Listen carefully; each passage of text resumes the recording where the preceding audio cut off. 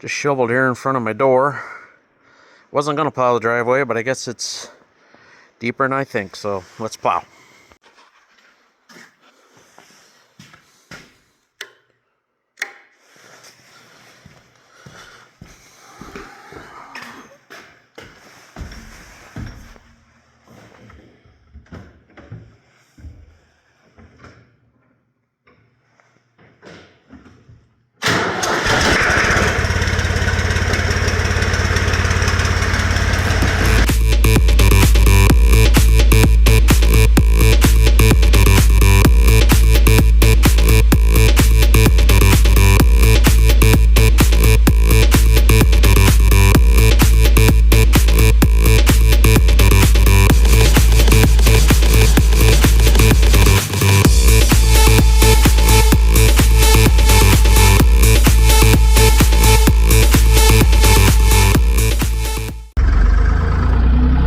This tractor I got here, bought it many years ago, probably,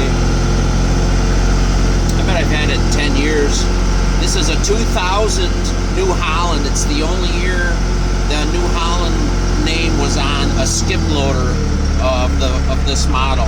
This is a 545D, not a lot of horsepower, but the thing is a tank.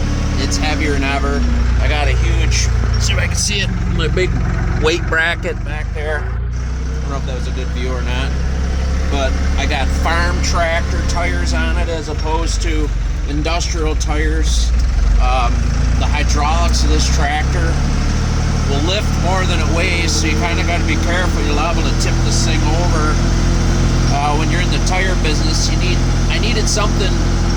I had a little tractor that had a clutch in it, but when you own a tire business, it's more of a forklift than anything. And I could tell I was hurting the clutch in that other tractor, just a regular farm tractor. So I bought this skip loader.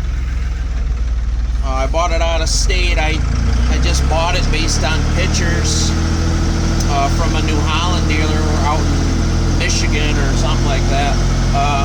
The guy was very honest with me. He didn't lie. The tractor's in good shape. When I bought it, it was already probably 15 years old at that time. Had 630 something hours on it, and I feel kind of bad for my tractor because all I do is use it as a forklift. Basically, I'll start it up. I'll move some tires around with it. 2 minutes later, I'm shutting it back off. I know it's not good for it, but there's really no other good way to move these tires around that weigh 500, 700 pounds. I mean, 1,000 pounds I've had to move a couple times, and this tractor's basically like a backhoe. It's the front end of a backhoe, but it's got the back end of a farm tractor. So it's got a torque converter instead of a clutch.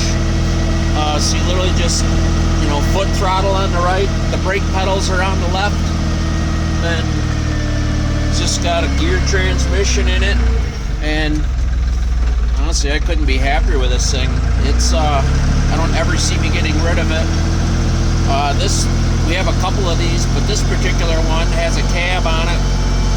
I say that loosely. There's no door. I have the door, but when I had him, when employees were running this thing, I was worried about them because I'd catch them all the time driving around with the door open. I was like, they're gonna smash that door off. So for the sake of saving that door, which was in mint condition, took the door off. So that's upstairs in the attic.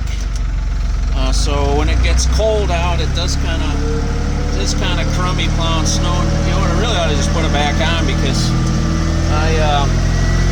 I'm the only one that runs this in the wintertime, because I actually have this tractor at my house where I live. So in this wintertime, this tractor's at my house plowing snow, so I'm the only one that runs it. And that's actually where the door is. It's at my house. So really I ought to put the door back on. That would make sense. But the blade I'm using, it's a homemade pusher box. my friends up the road, they have a full fab shop, full weld shop.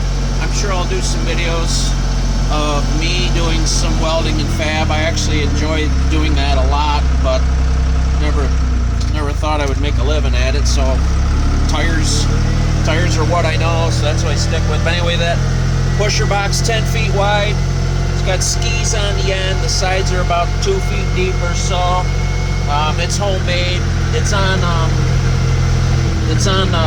what I want to say, it's on vertical slots, so it can float up and down, and it can oscillate. It can oscillate left to right. So it really just floats along the ground, and the tractor just rides behind it and just pushes it. And this thing will stack up a mountain of snow. Like, this thing is a tank. This tractor, the snow could be 2 feet deep. Blows right through it like nothing. The trick was the tractor tires that I have on the back. In hindsight, I kind of wished I would have spent a little extra money on the tires and actually put hard surface tires made specifically for snow and gravel and blacktop. They would probably ride better, more traction. They kind of look like turf tires, sort of, but they're steel belted, kind of like a knobby tread on them. I'm sure someday we'll do a video of those. That would have made this thing even better. But when I got the tractor, I spent all my budget on the tractor, so I had the industrial tires that were on it didn't hold air. So unfortunately, I bought Firestone bias tires for the back, and they work really good, but they've been on here a couple hundred hours now, and I don't know, they're just, I guess if I gotta be honest, they're boring. No other reason other than they're boring to get rid of them. So it's kind of stupid. So I'll probably leave these on here for another summer or so, and then someday somebody's gonna be hot and heavy for a set of farm tractors. This farm tractor tires this size, and I'm gonna be like, hey, I happen to know where there's a used set, and I'll run to my house and I'll rip them off, and I'll probably sell them. So if I get these sold, I don't have a problem with putting snow tires on them. When I plow snow commercially down in town in my payloader, we put snow tires on those, and that made all the difference in the world. Those things plowed snow twice as better than anything on farm tractor tires. So I guess the last thing I mentioned here, and I'll show you some more footage, is this tractor now has 768 hours on it, so I have not worn it out by any means. But this tractor owes me nothing. It's a great tractor. The only thing I've done to it is I had the one lift cylinder on the front leaked oil really bad. One of my friends that I work with rebuilt that for me, and I put a battery in it. I remember I had changed the battery. It was in the summertime even. All of a sudden the thing was flat dead. Tested it. The battery just died in the summertime. I guess good time then than here, than in winter. It's cold. So it was that cylinder, the battery, and I had an oil leak under the back of the tractor. Had something to do with the brakes. My friend from where I work, one of my co-workers, he works on these old things on the side, and he came up and took us 2 days, but we had to take the loader frame off, and I believe I had oil leaking somewhere around where the brakes go into the side of it or something. I'm not terribly sure. He kind of did that without me, so, but it hasn't leaked since, and the tractor started every time since. Oh, I put a muffler on it. When I bought it, it had a straight pipe on it. I'm too old for that now, so back when I was a kid, that'd have been awesome. But no, I'm way too old for that. So I bought a stock muffler, and now the thing is nice and quiet. So anyway, that's my tractor.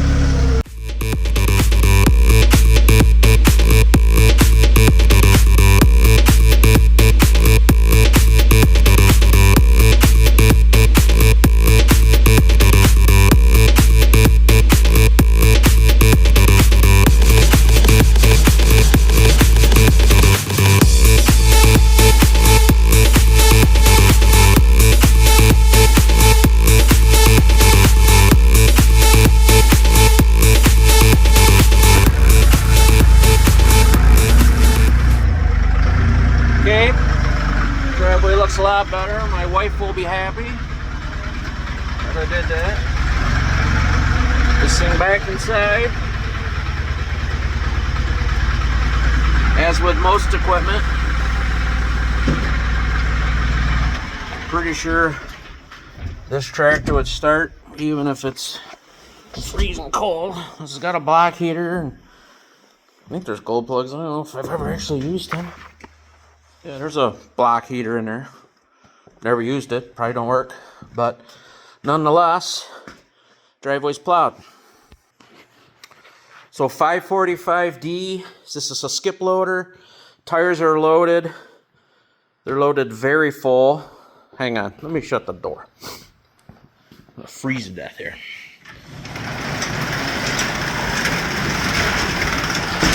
There we go. Rear tires are loaded. There's those Firestone traction field and roads. They don't make that tire no more. Funny story, these front tires here, I needed industrial tires for the front, but I had a set of just regular skid steer tires on there. But the thing got really high in the front, and the lead lag was wrong. So I had a hard time getting it in and out of four-wheel drive. So I thought the front tires are too big. So what I did was, and I almost embarrassed to say this, but I bought these tires. This particular brand is made in China. Probably just got struck by lightning for saying that, but I don't sell too much stuff made in China. I try to avoid that, but I was purposely looking for a tire that was going to be shorter, and I know China tires are short, so we ended up with tires from China on the front. Here's my big weight bracket that I made. It was originally a lot smaller, but I just needed more and more weight because like I said earlier, the thing will lift more than it weighs, so I had to keep the back tires in the ground. So they're loaded full with rim guard. I have 2 weights on the outside of the wheels, wheel weights. I got 1 wheel weight on the inside, and then I added these outside suitcase weights on the back here, and I wished I had about 6 more. This thing is just an absolute beast. I think this thing can take some serious abuse and not affect it. But here's that blade that we built. Obviously no brand name on it. My buddy and his guys built this for me. There you can kind of see the slots that I was talking about. See how the blade can float up and down. It's on quick attach, which I've converted over to hydraulics. I can actually unhook this blade from the cab, which most equipment these days does do that. This thing takes a lot of grease. There's a lot of grease fittings on it. I don't do that many hours, as you could probably do the math and figure out, but it takes you a minute to grease it. Well, anyway, that's my video. Thanks for watching.